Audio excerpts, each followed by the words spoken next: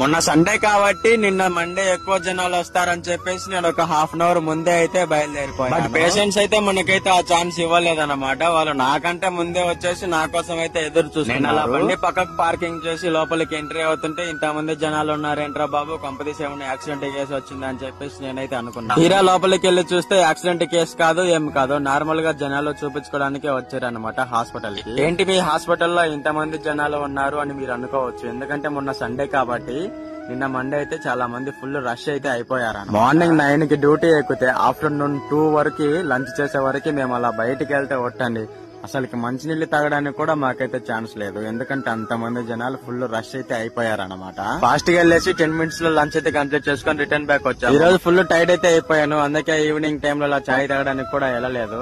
Final గా నా duty అయితే అయిపోయింది. నేను ఫాస్ట్ గా ఇంటికి వెళ్తున్నాను. ఇంకా మరొక కొత్త వీడియో తోటి రేపు నేను ముందుంటాను. అంతవరకు బాయ్.